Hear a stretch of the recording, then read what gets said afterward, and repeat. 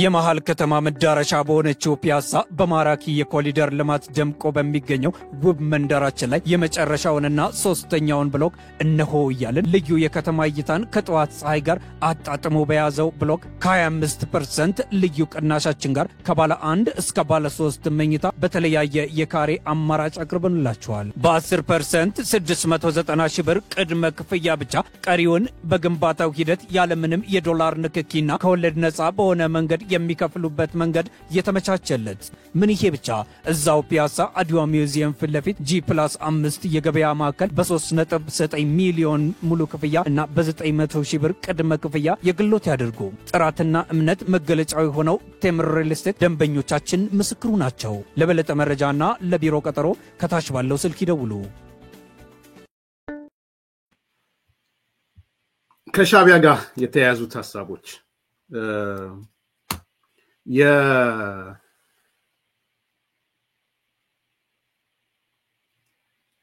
ዘመን በህወሓት ዘመን ኢሳያስ ምን ያስብ ነበር? ዛሬ እንደውም አዲስ መረጃ እነግራችኋለሁ፣ አሳያችኋለሁ። በጣም ምናልባት ሰርፕራይዝ ልትሆኑ ትችላላችሁ። ሰርፕራይዝ ሆናላችሁ አትሆኑም አላውቅም፣ ግን እንዲህ ነበር እንዴ እንድትሉ የሚያደርጋችሁ የጽሁፍ መረጃ ሁሉ አሳያችኋለሁ። ከዘሪውን ጋር አያይዤ ነው ማነሳውና ኢሳያስ ምን ነበር ምን ነበር ሲያስብ የነበረው? ሻቢያ ምን ነበር የሚያስበው ከደርግ ውድቀት በፊት ማለት ነው? ስለ ድርድሩ ሐሳቦች የሚል ነገር የተወሰነ የሚያነሳው አለ። ያን ፓርት እንስማውና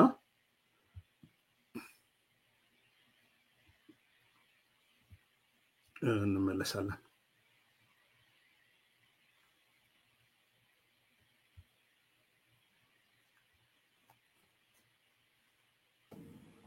ሰላሳ ዓመት በሳህል ትግሌ የሳህል ትግሉን ከ50 ጊዜ በላይ ጠርጥሮ ከውህደት እስከ ፌዴሬሽን ሁሉ ለመነጋገር ዝግጁ ነኝ እስከ 1980 ድረስ የጀርባ ንግግሮች ኢቭን መፈንቅለ መንግስቱ እንዳይሳካ ሁሉ ኢንፎርሜሽንን ለደርግ አስቀድሞ መስጠት ምናምን፣ ምክንያቱም እዚህ ከተቀየረ እኔ እንትን ሆናለሁ አለ አይደለም የሚል ሁሉ ጨዋታዎች አሉ። ነው ይሄንን የተደረገለት እንደ ኢህአዴግ የባድ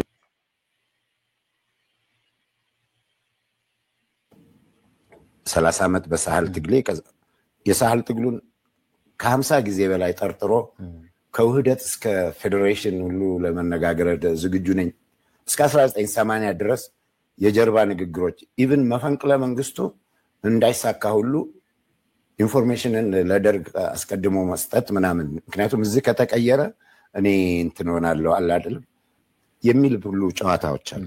ነው ይሄንን የተደረገለት እንደ ኢህአዴግ የባድመ ጦርነት እስኪነሳ ድረስ በተቻለ መጠን ኤርትራን የቡና ኤክስፖርተር ማድረግ እስከሚያስችል ከነበራቸው ርዕዮተ ዓለማዊ አቋም በመነጨ ኤርትራ ነፃነት ከመቀበል የሚሆን ያጎት ልጅ ነኝ ከሚል የሚሆን ዋቴቨር እዛ ክርክ ውስጥ አልገባ። እኔ ግን በግትርነት በያዙት መሪ የገፉት ነው ብዬ የማምነው ተቀብለው ማአት ኢኮኖሚያዊ ጥቅሞችን አግኝቶ ጨቅላው የኤርትራ ነፃነት የጧት ብርድ እንዳይሰማውና እንዲሞቀው የማድረግን ደግነት ፋስት ፎርዋርድ ጠቅላይ ሚኒስትር አብይ ጋር እንምጣ። አንዱ ፖይንት ይሄ ነው። በነገራችን ላይ ትንሽ ኢሳያስ መገንጠል ይፈልግ ነበር ወይ የሚል ጥያቄ በጣም ክሪቲካል ጥያቄ ነው።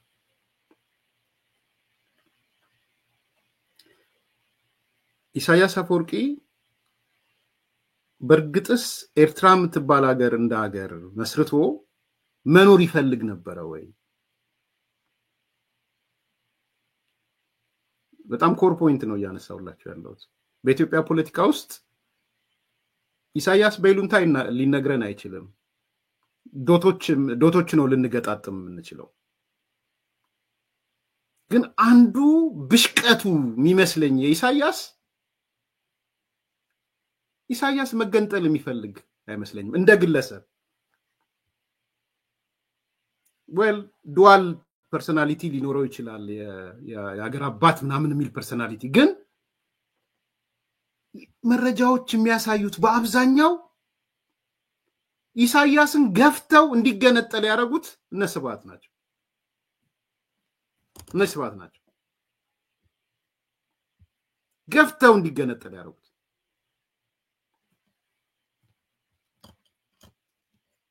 እነመለስ ናቸው ገፍተው እንዲገነጠል ያደረጉት ለኤርትራ ብሔርተኝነት ኢሳያስ ታማኝ አልነበረም ከኢሳያስ በላይ ለኤርትራ ብሔርተኝነት ታማኙ ስብሃት ነጋ ነበር የነበረው አሁንም ባይዘው ናዌዴይስ ራሱ ከባድ መከራከሪያ ነው አይደል ግን በደንብ አዳምጧት ምን እያወራው እንደሆነ ለኤርትራ አገርነት ለኤርትራ ብሔርተኝነት ከኢሳያስ በላይ ዋነኛ ታማኙ ነፍሱን ይማርና አቶ መለስ ዜናዊ ነበር ይሄን በደንብ ማገናዘብ የሚያስፈልግ ይመስለኛል ኢሳያስ አንደኛ በተፈጥሮም አይደለም ኤርትራ ኢትዮጵያ ተጠባዋለች ኢሳያስ ኢትዮጵያ ተጠባዋለች ቂም ቋጠሮ የሚያዘው ምንም የሚያዘው በዛ ምክንያት ነው አንዳንድ ዛታ ታጣቂዎች የነበሩ የሻቢያ ወታደሮች የነበሩ አገኛቸው ነበር ነው እዚህም በሆነ መልኩ የኤርትራ ነጻነት ስለተሰበከ ሚሊቴሪው ይበላኛል ብሎ ያስባል ስብሃት የሻቢያ ወታደር ታጣቂ የነበረው ያኔ የሻቢያ ሰራዊቶች እነሱንም ይፈራቸው ነበር እንጂ ኢሳያስ ለኤርትራ ሉዓላዊት አገርነት ታማኝ አልነበረም ይሄ አንደኛው ቁም ነገር ነው ገፍተው ነው የጣሉት ገፍተው ነው የወረወሩት ያቺን ትንሽ ሀገር ገፍተው ሰጡት ሌንጮ ለታ እንደሙ ስሟቸው አቶ ሌንጮ ለታ ኢሳት ላይ መተው ቃለ መጠይቅ ሲያደርጉ አክቹአሊ ከሲሳይ አጌና ጋር ቃለ መጠይቅ ሲያደርጉ ካልተሳሳት ቃል በቃል አይደለም እናገረው ይሄን ነገር መስክረዋል ኢሳያስ መሄድ አይፈልግም ነበር ኢሳያስ የሚፈልገው የኢትዮጵያ ፕሬዝዳንት መሆን ነበር የሚፈልገው ታውቃላችሁ ይሄን ስቶሪ የኢትዮጵያ ፕሬዝዳንት ቢሆን ኖሮ መገንጠሉን አያመጣም ነበር ገፍተው ያስወጡት እነስባት ናቸው ይሄ ስብሃትም ደግሞ መጥቶ መስክሯል ሶስተኛ ኢሳያስ ለኤርትራ ነጻነት ታማኝ አልነበረም ብሎ ከነገረን አንዱ አቶ ስብሃት ነጋ ነው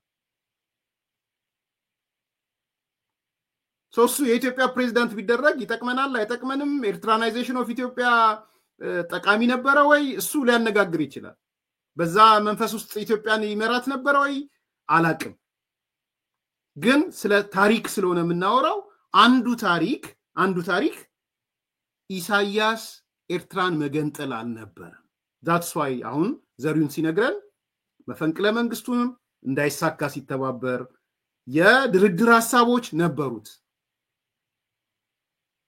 ዛሬ ግን መስጣችሁና ላሳያችሁ አንድ መረጃ ላሳያችሁ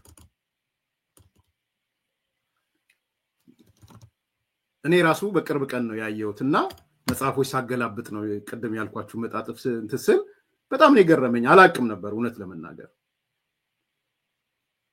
እና ብዙዎቻችሁ አይ ዶንት ኖ ምን ያህል ታውቁታላችሁ አላቅም ግን በቃ ህወሓትን እጅግ የምትጠሉበት ነገር ነው የምነግራችሁ የህወሓትን ተንኮል ሴራ ይሄ በመረጃ የተጻፈ ነው እኔ አይደለም ምንድነው በጽሁፉ ማሳያችኋለሁ ሻቢያ በ1981 እንደ አውሮፓ አቆጣጠር አንድ ጽሁፍ ጽፏል እስከ መቼ ጦርነት የሚል ጽፏል መጽሐፍ ነው የጻፈው እስከ መቼ ጦርነት ብሎ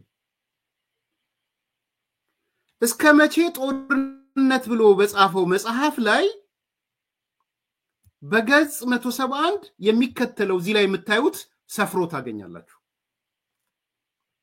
ከየት እንዳገኙት አሳያችኋለሁ በ1981 በገጽ ስንት ይላል በገጽ 109 ላይ በደንብ ስሙ፣ በደንብ ይዩት። ያውም የተጻፈው በአማርኛ ቋንቋ ነው መጽሐፉ የተጻፈው። ርዕሱ ምንድነው የሚለው? እስከ መቼ ጦርነት የሚል ነው ርዕሱ። በደንብ ይዩት። እስከ መቼ ጦርነት ላንብበው። እስከ መቼ ጦርነት በሚል ርዕስ በሻዕቢያ የተጻፈው መጽሐፍ የተጻፈበት ዘመን እንደ ፈረንጆቹ አቆጣጠር በ1981 ዓ.ም ነው። በዚህ መጽሐፍ በገጽ 109 ላይ ሻዕቢያ ለሪፈረንደም ያቀረባቸው ምርጫዎች የሚከተሉት ነበሩ።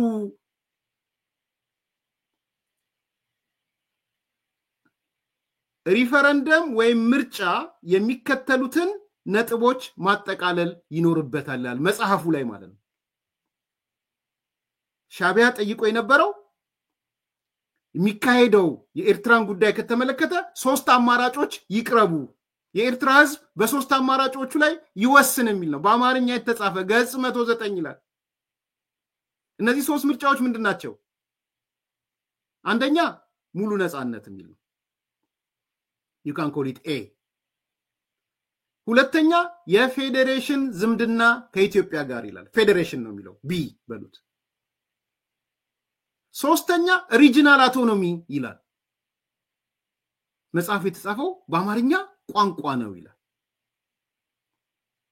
ያያችሁት ነው። እንግዲህ ተመልከቱ፣ ከምን ጋር ያገናኘውት እንደሆነ ትረዳላችሁ ብዬ ስለማስብ ይሄ ያርለም አቶ መለስ ከኤርትራ ህዝብ ከየት ወዴት በሚለው ግምገማ ላይ በተጻፈ መጽሐፍ ነው ያለው። ይሄ መጽሐፍ ካላችሁ ማለት የኤርትራ ህዝብ ከየት ወዴት የሚለው ግምገማ ገጽ 27 ላይ አሁን ያነበብኩላችሁ እኔ ቆርጬ ነው ለእናንተ ያመጣሁት። ለእናንተ ያሳየዋችሁ ቆርጬ ነው እንጂ ይሄው እዚህ ጋር የምታዩት ይሄው እዚህ ጋር I don't know ይታያል አይታይም።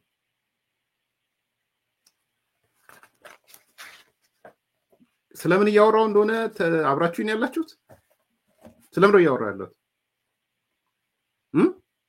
የኤርትራ ምርጫ ይሄ ነበር የነበረ። የሻዕቢያ ምርጫ በ1981 እስከ መቼ ጦርነት በሚለው ለኤርትራ ህዝብ መቅረብ የነበረበት አማራጭ ተብሎ የሰፈረው 3 ምርጫዎች ነበር የነበሩት።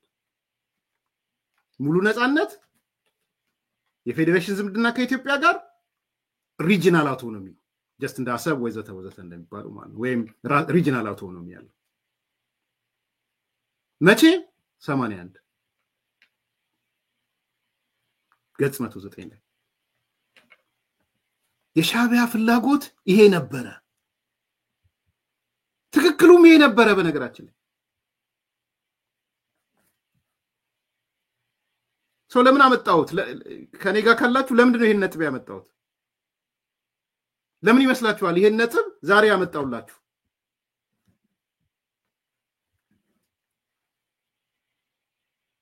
ይሄን መጽሐፍ ሻዕቢያ የጻፈው እስከ መቼ ጦርነት በሚል ርዕስ በሻዕቢያ የተጻፈው መጽሐፍ የተጻፈበት ዘመን እስከ ፈረንጆቹ አቆጣጠር በ1981 ዓ.ም ነው።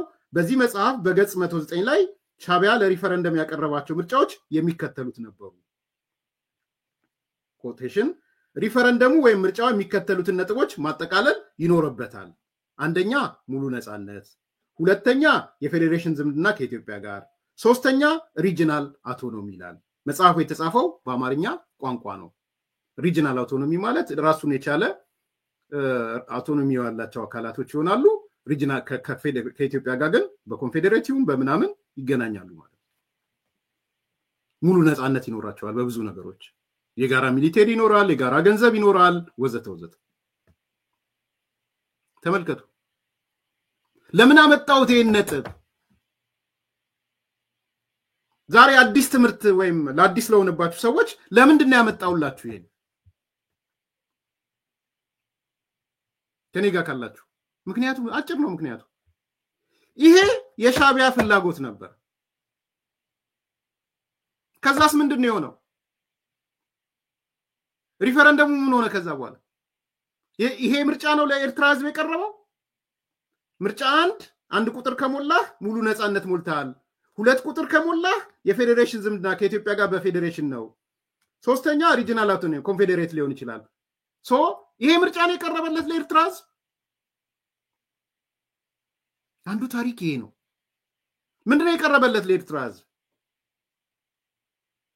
አግዙኛ እኔ ብቻ ከምናገር አብረን ካለን ምንድነው የቀረበለት ለኤርትራ ህዝብ? እንደ ምርጫ የቀረበለት ምንድነው? ኤንድ ሰዎች ምን ሊወስኑ እንደሚችል ኤክስፔክትድ ነው። ከዛ ተነስታችሁ አስተያየት እየሰጣችሁ እንዴ አብረን አይደል እንዴ የምንንቀሳቀሰው? የቀረበው ነገር ለኤርትራ ህዝብ የተሰጠው አማራጭ ታንኪዩ ጁላ አብዱ ይሄን የተሰጠው ምርጫ ሪፈረንደሙ ሲካሄድ የሻቢያ ፍላጎት ቀረና ነፃነት ወይስ ባርነት የሚል ተጻፈ። ለዚህ ነው ጎጥ የሚሆነው። በነገራችን በምን ሂሳብ ነው? ታሪክ እያወራን ስለሆነ ያ ማለት ይቀልበስ እያልኩ አይደለም፣ እንደዛ እንዳታስቡ። በምን ሂሳብ ነው ሰዎች ነፃነት ወይም ባርነት ብለው ተጠይቀው ባርነትን የሚያቀልሙት? ምን ስለሆኑ ነው? ባሪያ ልሁን?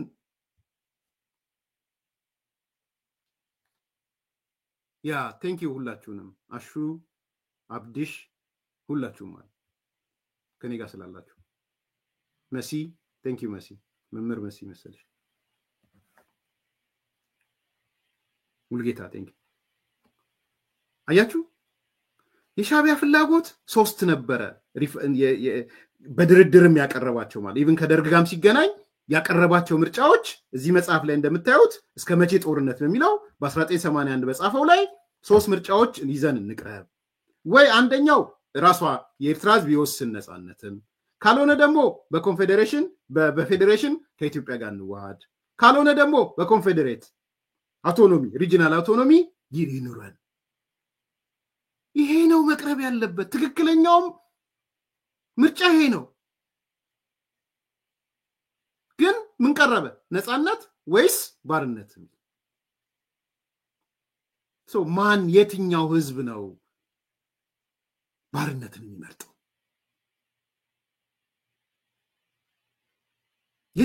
የትኛው ህዝብ ነው አይ እኔ ባርነት ይሻለኛል ብሎ የሚመርጠው?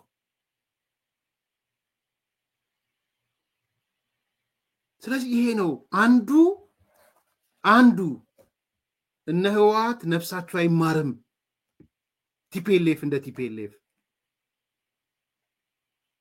ስብሃት እንደ ስብሃት በወቅቱም የነበሩ ባለስልጣናት ነፍሳቸው አቤት ወደ ነፍስ ባለ ደስ ይለኛል ፖለቲካል አድርገው የታሪክ ቆሻሻ የታሪክ ጥቁር ነጥብ ያስቀመጡት እዚህ ጋር ነው። አንደኛው ነጥብ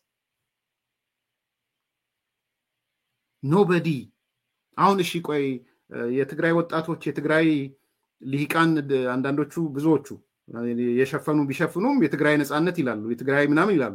ምርጫ እንዲቀርብላቸው የሚፈልገው ነፃነት ወይስ ባርነት ብለው ነው ምርጫ እንዲቀርብላቸው የሚፈልጉት? ዱ ዩ ቲንክ ኢትዮጵያውያን ይፈቅዳሉ? እሱ አሁን ያለው መንግስት ትግራይ ላይ መጥቶ ነፃነት ወይስ ባርነት የሚል ወረቀት ለምክር ቤቱ ቢወስን ሌትስ ሴ ትግራይ ክልል ተወዳደረ፣ ቲፒኤልኤፍ አሸነፈ፣ ካሸነፈ በኋላ 3/2 ድምጽ ያዘ ምናምን ከዛ በኋላ ወረቀቱ ሪፈረንደም ይካሄድ ቢሆን ነፃነት ወይስ ባርነት የሚል ነው የሚቀርበው? የኢትዮጵያ መንግስት እሺ ይላል? ኢትዮጵያውያን እሺ እንላለን? ኢቭን የትግራይ ህዝብ እሺ ይላል? ሌላ ምርጫ ያለው የትግራይ ህዝብ አይ ነፃነት ወይስ ባርነት ምርጫ ይደረግልኝ ይላል? ህገወጥ ከሚያደርጉት ነገሮች አንዱ ይሄ ነው። ማንም አይምሮ ያለው ሰው ነፃነት ቨርሰስ ባርነት ሊመርጥ አይችልም። ባርነት የመቼ ምርጫ ስላልሆነ።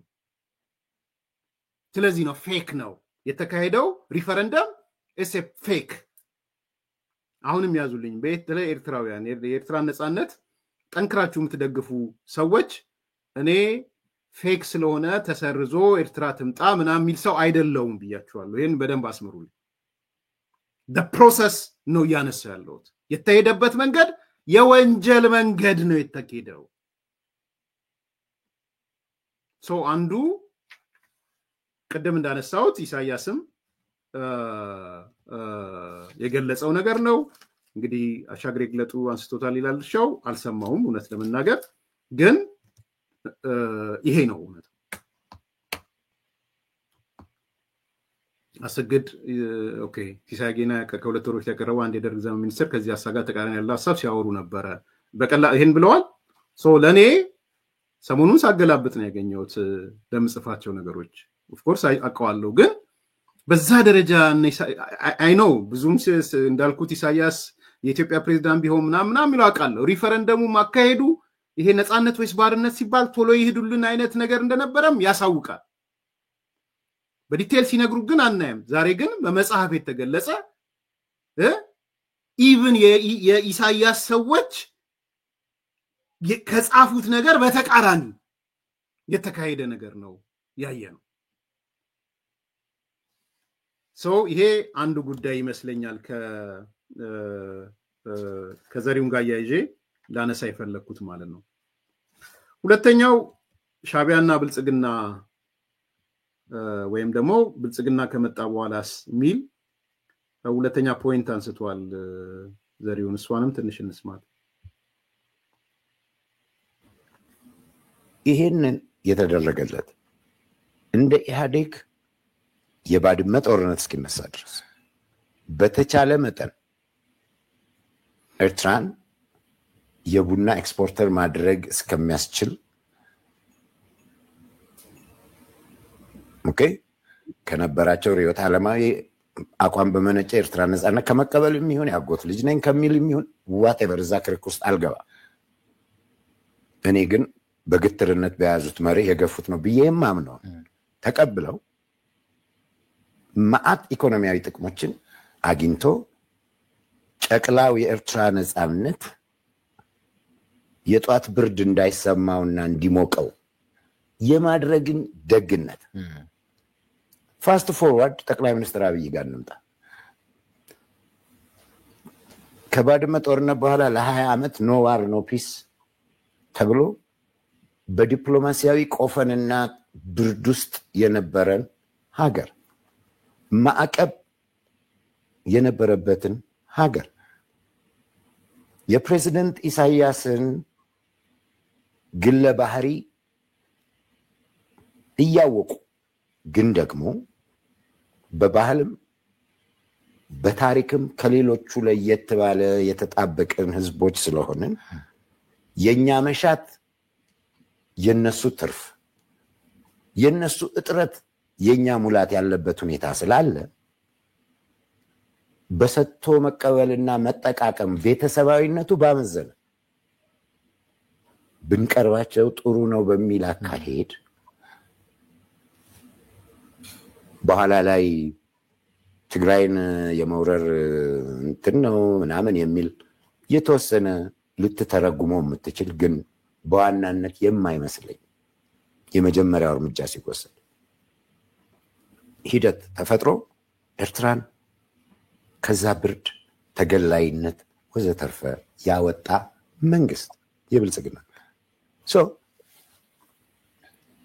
ከደርግ በስተቀር ኃይለሥላሴን ፌዴሬሽኑን እስካፈርሱ ኤርትራን በልዩ እንትን ይዘው የሄዱበት ታሪክ ባለበት ሁኔታ ውስጥ ፕሬዝዳንት ኢሳያስ አፈወርቂ ምን ፈልጉ ነው የሚጣል? ከዚህ በላይ ምን ቸርነት ነው ሊሰጠው የሚችለው? ጠቅላይ ሚኒስትሩ ኤርትራ በደንብ ስሟት እቺን ፖይንት ኢምፖርታንስ ስለመስሏቸው ጥሩ ነው በሚል አካሄድ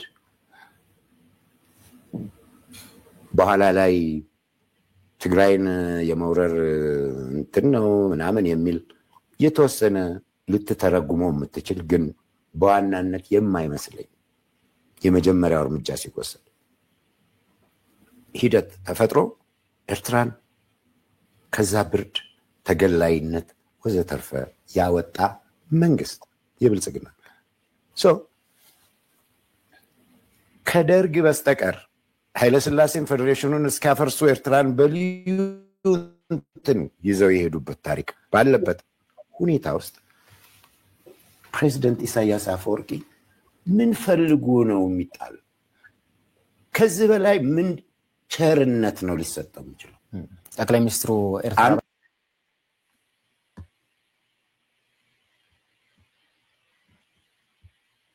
በጣም ክሪቲካል ጥያቄ ነው። ይሄ ሁሌ ምን የማነሳውን ጥያቄ ነው። እንደምታውቁት እንግዲህ ኢሳያስ ኖ ዋር ኖ ፒስ በሚል ቀዝቃዛ ነገር ውስጥ ነው እድሜ ልኩን የኖረው። ከዛ ከኖ ዋር ኖ ፒስ ቀዝቃዛ ነገር ወላ እንትን ውስጥ ያወጣው የብልጽግና መንግስት ነው፣ ጠቅላይ ሚኒስትሩ ነው። ይሄ እውነት ነው፣ ምንም ጥያቄ የለውም። አውጥቶት ሲያበቃ የዓለም አደባባይ ላይ መታየት ችሎ ሲያበቃ ኢሳያስ ምን ሆንኩኝ ብሎ ነው? ምን ፈልጎ ነው የሚጣላው? ከዚህ በላይስ ምን ሊሰጠው ይችል ነበር?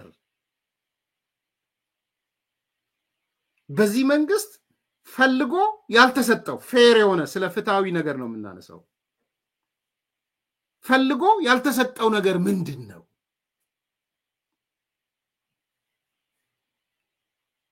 ለኔ ከባድ ጥያቄ አይደለም። ለኔ ለኤርሚያስ ሁሌም የምጠይቀውና ሁሌም መልስ ያለኝ ጥያቄ ስለሆነ ከባድ አይደለም። ሳመጣውም ከባድ ጥያቄ ስለሆነ አይደለም እያመጣውላችሁ ያለሁት። በነገራችን ላይ ከኢሳያስ ጎን ለተሰለፉ ሰዎች ነው ከባዱ ጥያቄ። የእነሱን ጭንቅላት ነው እየደበደብኩ ያለሁት። ከኢሳያስ ጎን የተሰለፋችሁ ሰዎች ብልጽግና ለኢሳያስ ከሰጠው በላይ ምን ልትሰጡ ታስባችኋል? እኔ ግልጽ ሁሌ ይህን ጥያቄ ይዤባችሁ ስመጣ የዲስኮምፓስ ቤተሰቦች እንዳደነግም ምን ኤርሚያስ ይህን ጥያቄ መልሱን አውቀውም እንደ እያላችሁ እንዳትጠይቁኝ። እኔ ግልጽ ነኝ ለዚህ ጥያቄ መልስ። እንትንም የለኝም ብዥታም የለኝም። ግን ሆን ብዬ የማመጣው ከኢሳያስ ጋር አዳኝ አድርገው ከእንግዲህ ተስፋዬ ማን ነው ኢሳያስ አይደለምን ብለው ለሚሉ ሰዎች ኦኬ አዳኝ አድርጋችሁ ቁጠሩት። ግን ለብልጽግና ለኢሳያስ ሰጥቶት እናንተ ነው ብልጽግና ለኢሳያስ ከልክሎት ጠቅላይ ሚኒስትሩ ለኢሳያስ ከልክሎት እናንተ የምትሰጡት ነገር ምንድን ነው? ቢኮዝ ኢሳያስ ምንም ጥያቄ የለውም። ሰጥቶ መቀበልም አይደለም መቀበል ነው። ማይንድ ሴቱ በሙሉ መቀበል ነው። በነገራችን ሰጥቶ መቀበል የሚባል አያውቅም። ምን ልትሰጡት ነው? ብልጽግና ያልሰጠው እናንተ የምትሰጡት፣ ጠቅላይ ሚኒስትሩ ያልሰጠው እናንተ የምትሰጡት ምንድን ነው? ንገሩ። ኦኬ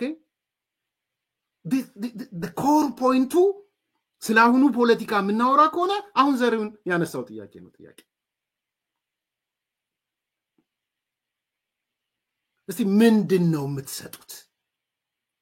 የአንዲ ልጆች ምንድን ነው የምትሰጡት ለኢሳያስ?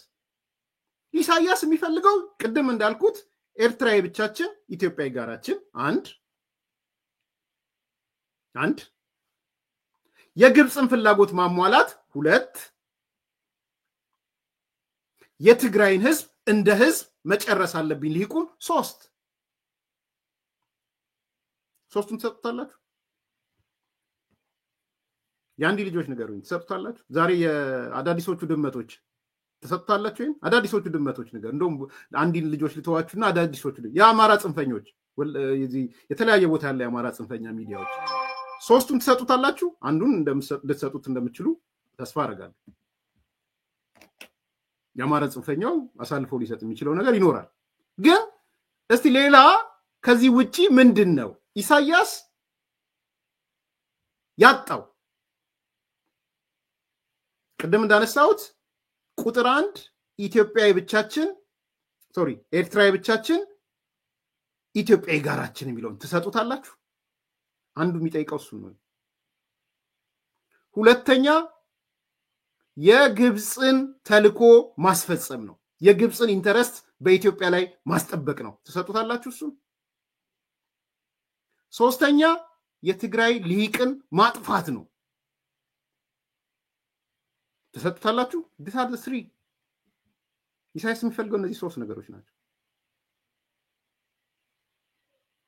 ስለዚህ ዛሬ ዘሪሁን ሲያነሳው እኔም ማነሳዋለሁ በተደጋጋሚ በየቀኑ ሚዲያም ላይ ስላለው እንቆቅልሽ ስለሆነብኝ ግን አይደለም ማነሳው። ምናልባት ወንድሞቼ እህቶቼ በሌላ ጎን የቆሙት እንቆቅልሽ ሆኖባቸው ይሆን ብዬ ነው ማነሳው። አንዳንዶቹ ዝግ በረኛ እንደሆኑ አውቃለሁ፣ አይምሯቸው እንደዘጉ። የድመትነት ስላለ አሮጌ ድመትነትም አዲስ ድመትነትም አለ። ሶ ይሄ is very very important ጥያቄ ነው። ይሄ ሶስተኛው ነጥብ ነው። አራተኛ የኢሳያስ ጥንካሬ ምንድነው? ምንድነው የኢሳያስ ጥንካሬው? ኢንተረስቲንግ ነገር ነው። ዘሪሁን የሚያነሳው ምንድነው የኢሳያስ ጥንካሬው ምንድነው? ጉልበቱ ምንድነው? ጥንካሬው አክቹአሊ ያቺ ሰረቁ ሳይሆን ጥንካሬው ስትሬንግዙ ምንድነው?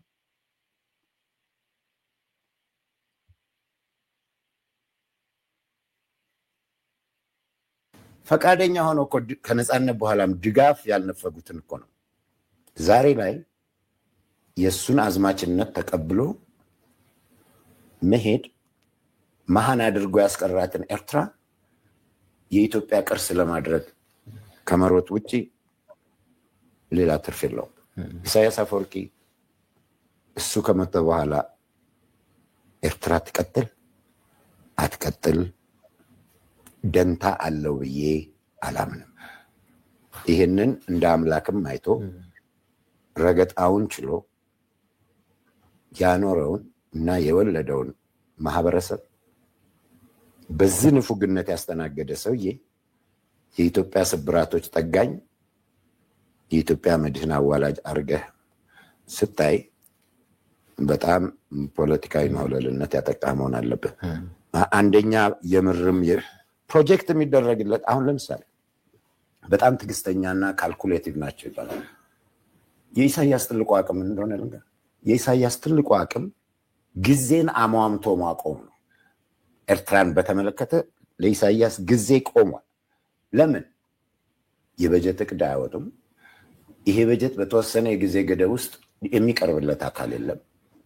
ፕሮጀክቶችን እሳቸው በፈለጉና ጭንቅላታቸው ባለቀን ውስጥ ካሉ ያቅዳሉ፣ ከተሆኑ ይሆናሉ። ለምን አልሆነም ብሎ የሚጠይቃቸው የለም። የፓርላማ ስብሰባ የህግ እንትን ሱንቶ የፒኤፍ ዲጄ ስብሰባ የ6 ወር ሪፖርት ምናምን የሚባል የለም። ሶ ደስ ባላቸው ቀን ዋነኛ ግብአት ያሉትን ሰራዊታቸውን ሂድ እዛ ጋር ሂድ ዝቅ therefore ምን ብለው ያምናሉ? መጽሐፌም ላይ አለ። ችግሮች የራሳቸውን መፍትሄ ይዘው ይመጣሉ፣ ቆመህ ብቻ ጠብቅ ነው። ሶ በፕሮፓጋንዲስቶቻቸው በኩል ይሄ the invincibility of ኢሳያስ ተብሎ ይቀመጥላቸዋል። ዝም ብሎ መጠበቅ። ምክንያቱም ችግሮቹ ድንገተን ሲመጡ እዛ መሃል አንድ ኦፖርቹኒቲ ይገኛል። ያኔ ብቅ ሲሉ አላልናችሁም?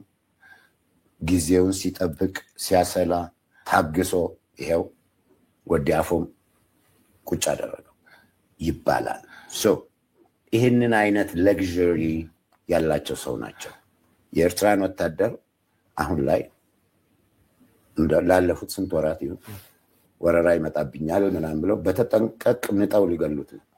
ለአንድ ወታደር አይደለም ግን ከነባብ እንደሚገባኝ በተጠንቀቅ ከመሟሟት ይልቅ ጦርነት ውስጥ ወዲያና ወዲህ መሯሯጥ እና ምናምን ይሻላል። ምክንያቱም አይነህም ይሞጨሙጫል፣ እግር እንትን ይላል። በጣም ቢዩቲፉል ነው። ባይ ዘ ወይ አማርኛዎቹ ወድጃቸዋለሁ። ያው ዘሪሁን ነው እንደዚህ አይነት ቃላቶች ጊዜን አሟምቶ ማቆም በጣም ይገርም አባባል እኮ። ቆመ ጠብቀኝ። እኔ ልጆኜ እንዲሁ ሲወራ ነው የምሰማው፣ አላየውም። ግን የሆነ የጠመንጃ አይነት አለ አይደለ? አዲስ አበባ አለ ቆመ ጠብቀኝ የሚባል። ቆመ ጠብቀኝ የሚሉት እንደነበረ ሰማለሁ። ቆመ ጠብቀኝ ነው። ቆመ ጠብቀኝ እንደገባኝ ከሆነ እስክታቀባብል ምናምን ስትል ቴክ ታይም ኦር ጉልበት ነው የሚፈልገው። አይ ዶንት ኖ አም ኖት ሹር። በእንትኑ ላይ ጠመንጃም ስለማልወድ ይሆናል። ግን ቆመ ጠብቀኝ ነው ኢሳያስ ማለት በቃ። እና ጊዜ አማምቷ የቆመች እንትኗ የሳይክሏ የሰዓት ሳይክሏ የቆመች ማለት ነው በቃ።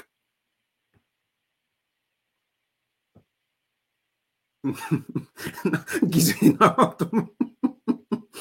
ስለውነት ብቻዬን ስቅ ነበር የኢሳያስ ጥንካሬ ሲል ምን ሊገልጽ ነው ያልኩ የኢሳያስ ጥንካሬው ጊዜና ማምቶ ማቆም ነው ሲል ጊዜና ማምቶ ማቆም ና አሚን ጊዜን አማምተ ስታቆመው በቃ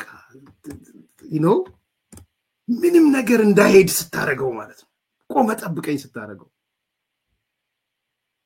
ዛሬ ዓለምን ተመልከቱና አራ ምን ዓለም ኢትዮጵያን ተመልከቱና ኤርትራን ተመልከቷት ዓለም ጋር ትይዱ የምን ኢትዮጵያ ትግራይን ተመልከቱና ግድ ለማውን ወደመች በመንላት ትግራይን ተመልከቷትና ኤርትራን ተመልከቱ ሩቅ አትይዱ ተው አዲስ አበባ ተው እሱ አስፈልግም አዲስ አበባ እንትን ይሄ አዲስ አበባን አታወዳዱ ኮምፔር ትግራይ ቨርሰስ ወይ መቀሌ ቨርሰስ አስመራ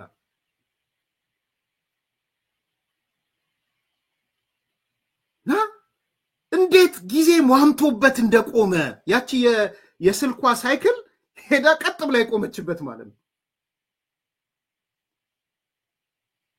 እና ኮምፔር አድርጉ ፖለቲካውን አምጡት ጎትቱና ኢኮኖሚውን አምጡት ጎትቱና ማህበራዊ ነገሮችን አምጡት ጎትቱና ቴክኖሎጂውን አምጡት ጎትቱና ሂውማን ሪሶርሱን አምጡት ጎትቱና ጊዜ ቆሟል እዛ ዘሪውን ያልነገረን ነገር ስንተኛው ክፍለ ዘመን ላይ ነው የቆመው የሚለው I don't think 1983 አይመስለኝም የቆመው 19 ከንጉሱ በፊት ነው የቆመ የሚመስለኝ ኤርትራ I think it's better በንጉሱ ጊዜ ያለችው ኤርትራ ትሻላለች አሁን ካለችው ኤርትራ ድርገሞ እንዳትናደዱ የሻቢያ ሰዎችና የአንዲ ልጆች የአዳዲስና ሮጌ ድመቶች በንጉሱ ጊዜ ያለችው ኤርትራ ትሻላለች ከማ አሁን ካለችው ኤርትራ በንጉስ ኃይለ ሥላሴ ጊዜ የነበረችው ኤርትራ ማለት ነው ዘመኑን ንገሩኝ እውነት ውሸት ተነጋገሩ ቆሟል ስለዚህ ንጉሱ ስንት አመት ሆናቸው ኦልሞስት ከ60 አመት በላይ በደርግ ጊዜማ ምንም አሁን እኮ ያለው በሙሉ በደርግ ጊዜ እኮ ያለው ነው ያለው እንዴ በደርግ ጊዜ ያለው ቆርቁዞ ነው ያለው በነገራችን ላይ አሰብ እኮ ታስለቅሳለች እኮ እኔ የዛሬና ያድርገው ወዲ ሻቢያ የሳት ልጅ አመድ ምላችሁ ማለት ነው አሰብን ከቆረቆሩት ሰዎች አንዱ የሱ አባት ነው አሰብን አሰብ ካስደረጉት አሰብ እንድትሆን that's why የሳት ልጅ አመድ የሆነው ማለት ነው እና አንዴ የሆነ አካባቢ ላይ የሆነ ሰው እዛ የኖረ አሰብ ውስጥ የኖረ በደርግ ጊዜ ሪፋይነሪ ውስጥ ሲሰራ የነበረ ሪፋይነሪ ምናምን ይሰራ የነበረ ሰው ቴክኒካል ስራዎች ሲሰራ የነበረ ሰው ከዚህ ከሄዶ ተመልክቷት መጥቶ እያለቀሰ የጻፈው ጽሁፍ ነው የሰጠኝ ወደ 15 ገጽ 16 ገጽ እኔ ማላቃት አሰብ አስለቀሰችኝ ይሄ ፖለቲካ አይደለም እናገረው ከምሬ ነው ሰውየውም አብሮኝ ቆሞ ስለነበረ እዚህ ዲሲ ግብራይል ውስጥ ካሉት ሰዎች ጽሁፉ ኤዲትም እንዳረግለት ነው የሰጠኝ እና ያነበብኩት በቃ የሆነ ቦታ ሄድኩኝ የሆነ ቦታ ምክንያቱም ጎስት ሲቲ ሆናለች ጽሁፉ ላይ የደርጋ ኤርትራማ ተዋት አታገኙዋትም እኮ የንጉሱ እኮ አልኩኝ እኮ አዚህ ከንጉሱ በኋላ የጨመሩ ነገሮች ስላሉ ማለት ነው በደርግ ታውቁት እሱን የንጉሱ ጊዜ ከነበረችውም ትብሳለች ነው ያልኳቸው ያለው በደርግ ማስመራ ዩኒቨርሲቲ እኮ ነበረ አሰብ እኮ ነበረ እንዴ ምን ያገናኘዋል እንዴ መዝናኛ ሰዎች እኮ ያስመራ ሹራ ምን አስተዋውሳለሁ እኔ አባቶቼ ህፃኖች ብንሆንም የአስመራ ሹራብ ሲባል እናስታውስ ነበር። የትኛው የአስመራ ሹራብ ነው ያለው? ማደግ እኮ ነበረበት። አስመራ ከሹራብ ሰሪነት ወደ ክር ወደ ምናም ማደግ ነበረባት።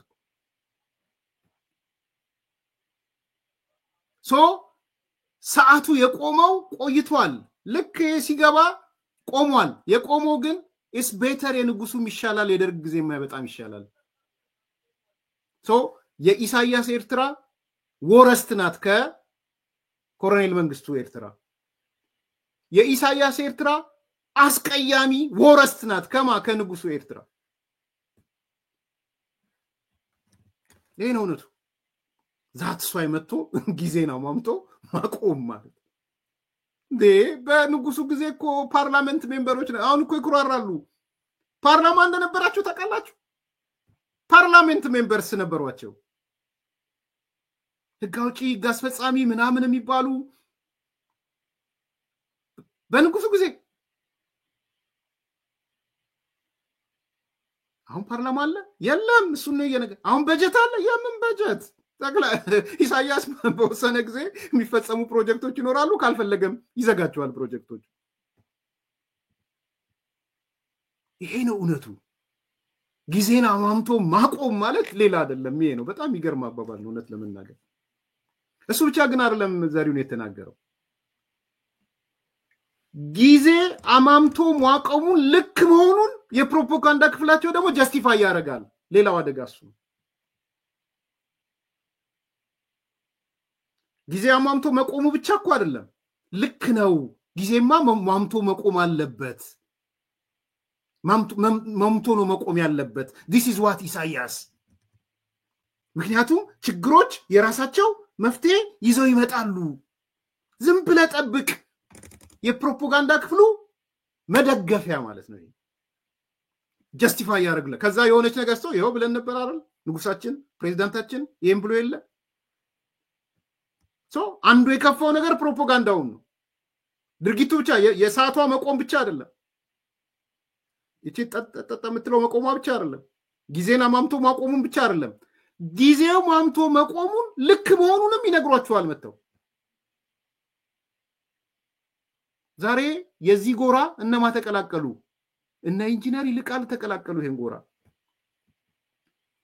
አንገት በሚያስደፋ በሚያሳፍር መንገድ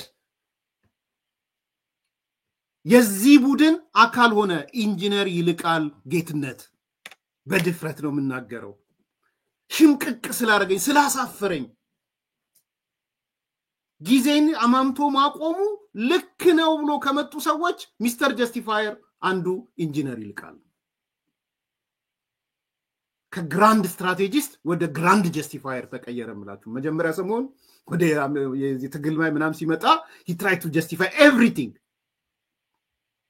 So no, he tried to say grand strategy አለ። by the way ገባ ወንድም ይልቃል ግራንድ ስትራቴጂው ይሄ ፋኖ ጎጃም ጎንደሩ ምናምን የተባለው ግራንድ ስትራቴጂ የተወሰድከው ልክ እሷ ስትሟሟበት ከግራንድ ስትራቴጂስት ወደ ግራንድ ጀስቲፋየር መጣ ኢንጂነር ይልቃል። a good example ስለሆነ ነው። በነገራችን በፊት ስለ ስትራቴጂ ነበር የሚያወራው። አዳፕታቢሊቲ ምናምን ያለ እንትና ምንም አታክ ምናምን እዛ ላይ ያለው የግራንድ ስትራቴጂ የዋር እንትኖቹን ያነሳ እንደዛ ማለት ነው ፋኖ። ግራንድ አይደል ምንድነው የምትጠይቁን ማኒፌስቶ ምናምን ያላችሁ ዝም ብላችሁ ነው። እኛ እኮ we have grand strategist and strategist እና ስትራቴጂ ማለን ሲለን ነበር የነበረው ኢንጂነር ይልቃል። ከዛ ነገሮች ሁሉ በዜሮ ሲባዙ he tried to justify ከዛ grand justifier ሆኖ መጣ። from grand strategist to grand justifier ማለት ነው። ምንም ነገር ስጡት ለኢንጂነር ይልቃል justify ያደርገዋል። ምንም ነገር ስጡት።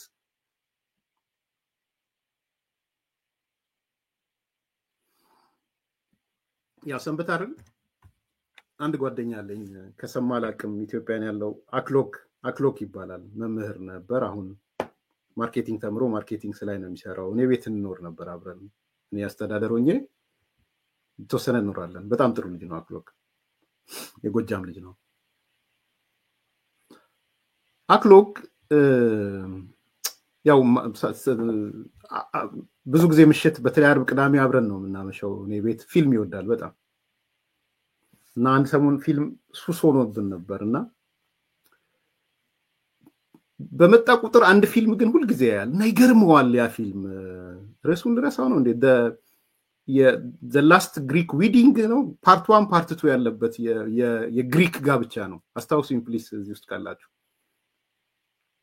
እና የግሪክ ዊዲንግ ምናምን ነው የሚለው።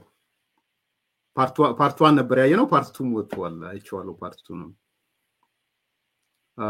the last Greek wedding or ምናምን ሉላ የምትባል የሽማግሌ ያለ ሉላ የምትባል ስቶሪዋ ከሉላ የምትባለው ጋር የተሳሰረ ነው። አባቷ ናቸው፣ የሉላ አባት ናቸው። እና ሁሌ የሉላ አባት ግሪካዊ ሽማግሌ በጣም ደስ የሚል ኢንተረስቲንግ ሙቪ ነው። ባይዘው ካልቸር ላይ የምትወዱ ሰዎች እዩት። ሙቪውን የቆየ ነው እና ሁሌም አግሎ ግን ስለማረሳው ነው። ዓርብ ማታ ይመጣል። በቃ ቢያንስ በሳምንት አንዴ ያየዋል። እኔ እንትኑን ገዝቼው ማለት ነው ምንድናት ሲዲዮ ቢግ ፋት ግሪክ ዊዲንግ። ቴንክ ዩ ጁብላ። እና እዛ ላይ ያለው ይሄ ሽማግሌው አባትየው ማለት ነው በጣም እንትን ነው በቃ የግሪክ ናሽናሊስት ነው። ስለ ግሪክ አውርቶ አይጠግብም። ምን አይልም። ቤተሰቦቹን በግሪክ ዙሪያ እንዲሆኑ ነው የሚፈልገው እና ሁሌ የሚናገረው ነገር አለ። የሆነ ነገር አምጣልኝ፣ የሆነም ቃል አምጣልኝ ኦሪጂናሊ ኢትስ ፍሮም ግሪክ የሚል ኮንሴፕት አለ። የፈለ ነገር ስጠኝ ኦሪጂናሊ ያ ቃል የመጣው ከግሪክ ነው የሚለውን አስረዳለሁ ይለዋል። እና ሚስተር ጀስቲፋየር እንለዋለን እኔና ክሎክ በቃ ጀስቲፋይ ያደርገዋል። አሁን አንዴ አይ ቲንክ ብርቱካን የሚል ቃል ሙቪ ፓርት 1 ላይ ብርቱካን እኔ ኢቭን ግሪክ ብርቱካን መሆኑን አላውቅም ነበር። ብርቱካኔ ነው መሰለኝ የሚሉት ግሪኮ። ብርቱካኔ is a Greek word which is like orange ይላል። ምንም እኮ ብርቱካኔ እና ኦሬንጅ ምንም ያገናኛቸው ነገር የለም። ግን ኦሬንጅ የሚለው ቃል ዴሪቬት የሆነው ከብርቱካኔ ከሚለው ነው ብሎ ሊያስረዳና ሊያብራራ ይመጣል አባትየው ማለት ነው። the big fat ጽፎት ነው big fat Greek wedding ፓርት 1 ፓርት 2 ሽማግሌው ናት። በጣም ኮንሰርቫቲቭ ነው። ሁሉ ነገር ግሪክ ነው። የግሪክ እንትን ነው በቃ ስቶሪው በሙሉ እሱ ነው። ና you can imagine ብርቱካን የሚለው ቃል ኦሬንጅ ሆነው the word orange is comes from ብርቱካን ብሎ ይላል ማለት። ዛሬ ሚስተር ጀስቲፋየር እንደዛው ነው እና እኔ ሁሌ የሚያስታውሰኝ ያ ግሪክ ዊዲንግ ላይ ያየሁት ሽማግሌው ሰውዬ ነው። ምንም ስጠው ምንም ሽማግሌው ጀስቲፋይ ያደርግልሃል ያ ቃል ከግሪክ መምጣቱን ለማሳየት ማለት ነው። ዛሬ ኢንጂነሪንግ ቃልን የታየውት የኢሳያስ ጀስቲፋየር ሆኖ ሚስተር ጀስቲፋየር ሆኖ መጥቷየውት። ምን አለ ከዚህ በኋላ ኢሳያስ ለምን አገሪቷን አላሳደገም? ለምንድነው በፕሬዝዳንት ብቻ አንድ መንግስት አለዋወጡም? ለምን ዴሞክራሲ የለም? ለምናምን ብለን መጠየቅ የለብንም አለ ኢንጂነር ይልቃል መጥቶ። የለብንም በምንም ታምር። በምዕራባውያን ጭቆና ላይ የነበረ ሰው ሚስተር ጀስቲፋየር እሺ የኢሳያስ ህገ መንግስት አለመኖር፣ የኢሳያስ ስራ ህግ አውጪ፣ ህግ አስፈጻሚ፣ ህግ ተርጓሚ አለመኖር፣ የኢሳያስ ፕሮጀክት አለመኖር፣ በጀት አለመኖር፣ ኢሳያስ የመጣ ወጣት ሁሉ ወደ ሳዋ መውሰድ፣ ኢሳያስ የሚመራት ሀገር ዩኒቨርሲቲ ኮሌጅ የሌላት መሆኗ፣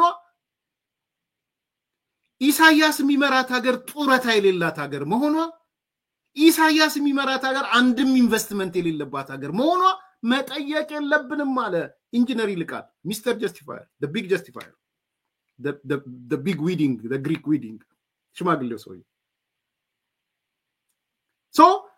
አደጋው ጊዜ ሟምቶ መቆሙ ብቻ አይደለም።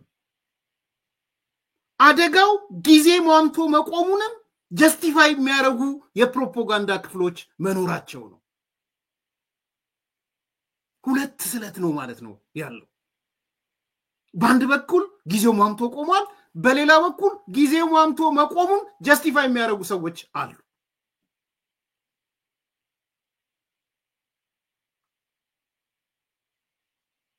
ማይፋት ግሪክ ዊዲንግ ሚስተር ጀስቲፋየር ኢንጂነር ይልቃል ጌትነት ዛሬ እየነገረን ያለው ዘሪውን እሱን ነው። የአደጋው መጠን ከሰዓቷ መቆሟ ብቻ ሳይሆን ጊዜ ማምቶ መቆሙ ብቻ ሳይሆን መሟሟትና መቆሙን ልክ ነው ብለው የሚነግሩን ሰዎች ከኢትዮጵያ መወለዳቸው ነው የሚገርመን። ከኢትዮጵያ መፈጠራቸው። እነዚህ ሰዎች ደግሞ ስለ ኢትዮጵያ ነፃነት ታጋይ ነን ይላሉ። እንዴት በ3 ትሪሊየን ዶላር ብር አዲስ አበባ ላይ ፕሮጀክት ይሰራል ምናምን እያሉ ይጮሃሉ እኮ። there is no project in Eritrea ምንም። እንዴት አድዋ ፕሮጀክት ይሰራል? እንዴት የጫካ ፕሮጀክት ይሰራል? እንዴት መናፈሻ ይሰራል? እንዴት ሲሉ ታያቸዋላችሁ። ተገልብጠው ደግሞ ኤርትራ ውስጥ ሰዓቷ መቆሟ ማምቷ መቆሟ ልክ ነው ይሏቸዋል። የኛ ልጆች፣ የኛ አባቶች፣ የኛ ወንድሞች፣ የኛ ጓደኞች ኢትዮጵያውያን ሚስተር ጀስቲፋየር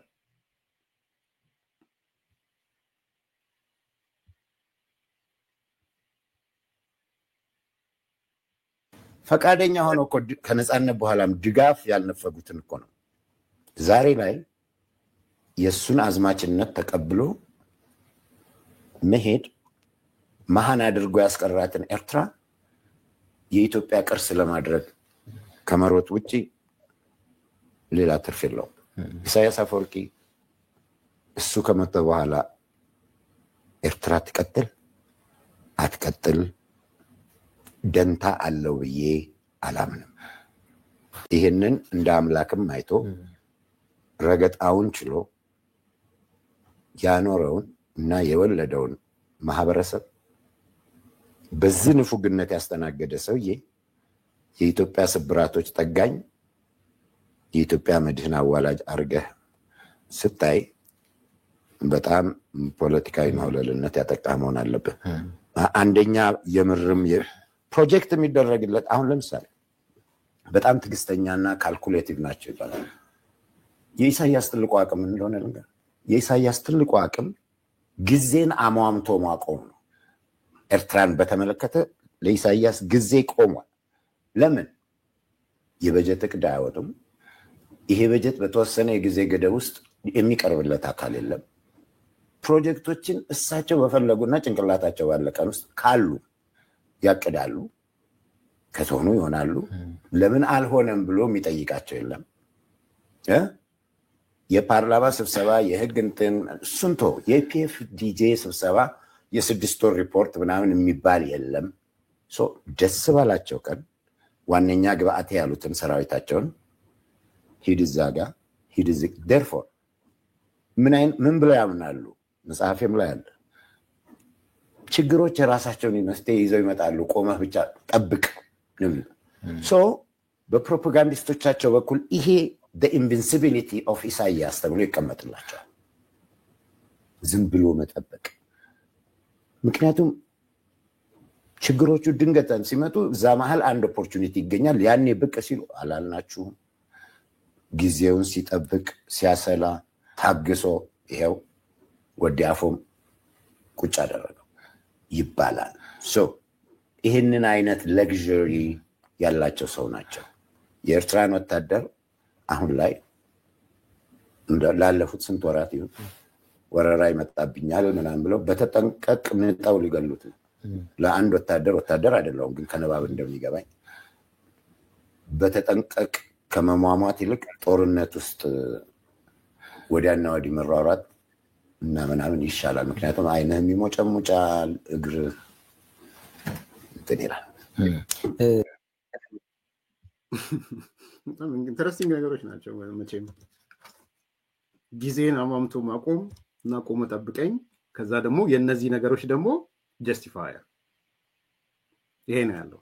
ሰውየው እንኳን ተሳስተሃል እንዳይባል የፕሮፓጋንዳ ክፍሉ ይመጣና ችግሮች የራሳቸው መፍትሄ ስላላቸው ዝም ብለህ ጠብቅ የሚል እንዲህ ነው። ከዛ ደግሞ የሆነች ነገር እንደው ገጠምጠም ስትል አያችሁ የኛ አስተዋዩ መሪያችን፣ አርቆ ሐሳቢ መሪያችን ከኒው ሊበራል ጋር የሚታገለው መሪያችን ከኢምፔሪያሊዝም ጋር የሚታገለው መሪያችን መቼ ኢምፔሪያሊዝም ፈርዶባታል እሱ ነው መሪያችን ማለት ከምዕራባውያን ጋር እየታገለ የሚኖር መሪያችን እንደዛ ይሆናል ባይዘዌ ቀደም የተናገረው በጣም እኔ ዝርዝር መረጃ ነው ያለኝ የኤርትራ ወታደሮች ላለፉት 4 ወራት ካሉበት የጉርጓድ ውስጥ አልወጡም አንዳንዶቹ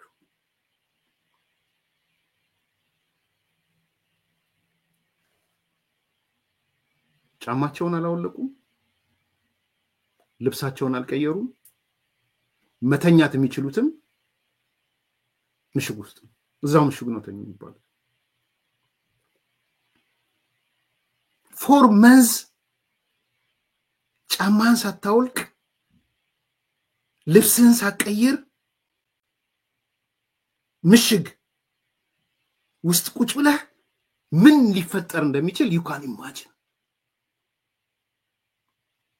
ይሄ መረጃ ደግሞ አንስቼላችኋለሁ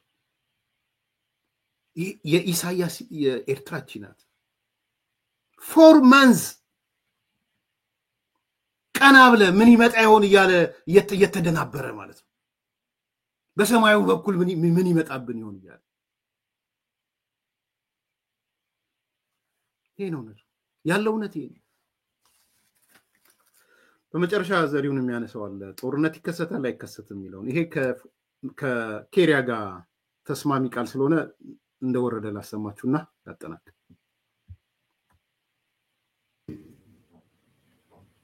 ኢሳያስ አፈወርቂ የራሱን ወታደራዊ መሽን አንቀሳቅሶ ከዛሬው የኢትዮጵያ መከላከያ ጋር ኦሮሚያ ላይ ተወጥሮ አማራ ላይ ተወጥሯል ምናምን የሚለውን ትንታኔ ሺህ ጊዜ ቢያንቆረቁሩለት እውነቱን ስለሚያውቅ ምኞቱ እንደተጠበቀ ሆኖ ያን ሰራዊቱን አንቀሳቅሶ ሙሉ ጦርነት ይጀምራል ካልከኝ በቅርብ ርቀት ይሆናል ብዬ የምገምተው አይደለም ምክንያቱም ውጤቱን በደንብ ያውቃል ኢትዮጵያ ልትወረኝ ነው የሚለው ጦርነት በሁለት መልኩ ይሸነፋል ማለት በድል ልትወጣው ትችላለህ አንደኛው እንዳይመጣ በማድረግ እንዳይመጣ ሊያመጣ ለሚፈልገው ኃይል ይቅርብህ የሚል መልእክትን በማያወላዳ መልኩ የሚያስተላልፍ ዝግጅትህን ብዙውን ሚስጥር ሳታረግ በማሳየት አንድ እና ከዚህ አያይዘህ የጦርነት ፍላጎት እንደሌለ በተለያዩ መንግስታዊ ኃላፊዎች ብቻ ሳይሆን በመንግስቱ ቁንጮ ጭምር በእኛ ረገድ በጠቅላይ ሚኒስትሩ በማሳወቅ ሁለተኛው ተጭኖብህ አይቀሬ ከሆነ ከመጣ ግን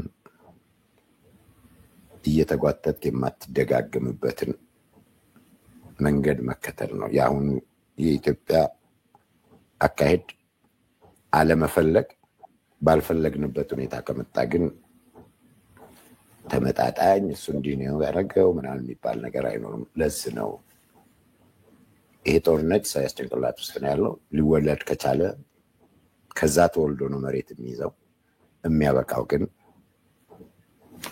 ፕሬዝዳንት ሳይስ አናት ጋር ነው ለሐሳቡ በጣም ኢንተረስቲንግ ነው ብዙ እዚህ ላይ ልጨምርበት የምፈልገው ነገር አይደለም የምፈልገው ነገር ያለው ነው ምንድነው I think it's very important ጦርነት ኢሳያስ የማንሳት አቅም አለው ወይ አንዳንዶች በጣም ሲጎርሩ ስለምመለከት ነው እነ ፕሮፌሰር መሐመድ ሐሰንን ላካቸው የመጀመሪያ አካባቢ እንደ 4 ወር ሙሉ የሻቢያ ወታደሮች ምሽግ ውስጥ ቁጭ ብለው ባሉበት ሁኔታ 4 ወር ሙሉ ማለት ነው እንደዚህ አይናቸውን እንኳን ሳይጨፍኑ ባሉበት እነ መሐመድ ሐሰን መተው እነዚህ ትልልቆቹ ድመቶች ጥቋቁሮቹ ድመቶች ትልልቆቹ ናቸው እነሱ እስቲ ሞክራትና እንየው በዚህ 3 ወር ውስጥ ያልቃል ባይዘዌ 8 ወር ያሉት ፕሮፌሰር መሐመድ ሐሰን 1 ወር ተኩል ተቀንሷል እንዳይጠፉ 7 ወር ቀርቶታል 7 ወር ሳይሆን 6 ወር ከምናምን እንዳይጠፉ አደራውትን 8 ወር ያዝልኝ በ8 ወር የመንግስት ይወድቃል ብለዋል ሶ መተው ምንድነው ያሉት እስቲ ይሞክራት መጨረሻው ነው የሚሆነው ምናምን ባይዘዌ የሻቢያ ፕሮፓጋንዳ ማለት ፉል ዲናያል ማለት ነው ሙሉ ለሙሉ ራስህን መካድ ማለት ነው የሻቢያ ፕሮፓጋንዳ ሶ በዛ ራስህን በመካድ ውስጥ ነው የሻቢያን ፕሮፓጋንዳ አፕላይ የምታደርገው እውነቱን ገልብጠህ ማለት ነው እና ይሞክራት ምናምን ነው አሁን ምንም ላጠቃለው ብዙ ኢሳያስ ጦር መሳሪያ ስሎ አይሮፕላን ስሎ ኢትዮጵያ ላይ ተኩሶ ባህር ዳር ላይ ተኩሶ ጎንደር ላይ ተኩሶ አዲስ አበባ ላይ ተኩሶ ሚሊቴሪውን ገፍቶ መጥቶ ያረጋል ብዬ አላምንም እኔ ከተሳሳትኩ ግምት ስለሆነ ሴናሪዮ የተሳስተ ነበር ይላል ኢሳያስ ግን በምንም ተአምር ታንክ እንደ ድሮ እንደ 90 ምናምን ዓመተ 89 ታንክ አንጋክቶ አይመጣም ታንክ አንጋክቶ የመጣለት ያልቅለታል is over it will be over የመጨረሻው ይሆናል ይዛን ይሄ ከተራ ኢትዮጵያ ስሜት ከምናምን አይደለም እናገረው እውነት ስለሆነ ነው ዛሬ ዘሪው ምን አለን ጦርነቱ ኢሳያስ አፈወርቅ ጭንቅላት ውስጥ ነው የሚያልቀው በኢሳያስ አፈወርቅ ጭንቅላት ውስጥ ነው ይሄን ነው የነገረን ወደ ሙሉ ጦርነት በቀጥታ ኢሳያስ አይገባም ከገባ the end of the story ነው የሚሆነው የታሪክ ፍጻሜ ይሆናል የአንድ ኤርትራ ላይ የአንድ ምዕራፍ ፍጻሜ የ35 ዓመት የአምባገነን ሰው ፍጻሜ ይሆናል ማለት ነው ስለዚህ በምንም ታምር የቀጥታ ጦርነት ኢሳያስ አይሞክርም ኢትዮጵያን ገፋፍቶ ለማስገባት ያደርገዋል የኢትዮጵያ ታጣቂ ኃይሎችን ፋኖን በሉ ህወሓት በሉ ኦላ በሉ ሌሎች ካገኘ ያሳትፋል የውክልና ጦርነት ነው የሚያደርገው ኢሳያስ ቤዚካሊ ትግራይ ክልል ላይና አማራ ክልል ላይ ማዕከል ያደረገ ጦርነት ማለት ነው ስለዚህ ጦርነቱ ኢሳያስ አፈወርቅ ጭንቅላት ውስጥ ነው ያለው ከጀመረው ግን የሚያልቀው የኢሳያስ አፈወርቂ ጭንቅላት ውስጥ ነው የሚሆነው በዚያ ተጠራጠሩ ጦርነት እንዲጀመር አልፈልግም በሰላም እንዲያልቅ ነው የምፈልገው ክሎዝድ ፖሊሲ ኑረን ኢሳያስ እስኪሄድ በፍጹም ጦርነት አላበረታታም እኔ አልደግፍም እየፈራው ግን አይደለም ዋናው ነጥብ ግን ኢሳያስ ጦርነት ጭንቅላት ውስጥ ነው ያለው ጦርነቱን አይጀምርም የሚጀምረው በውክልና አስመራም ላይ ያደረገው ጦርነት መቀሌ ላይ ነው የሚያደርገው ባህር ዳር ላይ ነው የሚያደርገው ካደረገ ስለዚህ በዛ ደረጃ ወታደሩን ልኮም ከተገኘ the end of the story ነው የሚሆነው ምናልባት የትግራይ ሰው አርጎ ማስመስሎ አሁን መታወቂያ እንደሚሰራው የትግራይ ሰዎች ያረጉ ካላሰራ በስተቀር የሻቢያ ወታደርም ሊላክ አይችልም የታሪኩ ፍጻሜ ነው የሚሆነው ሶ በዛ ደረጃ እንድታዩት ፈልጋለሁ ላይክ አርጉ ሰብስክራይብ አርጉ ሼር አርጉ የተወያየነው ስለ ኢሳያስ አፈወርቂና ኤርትራ ነው የታየ ደንዳ እንመለስበታለን መለሳለሁ የነሳችሁ ጥያቄ አይቻለሁ አፈወርቅም ሲመጣ ዲቴይሉን እናነሳለን ላይክ ሰብስክራይብ ሼር መልካም ቀን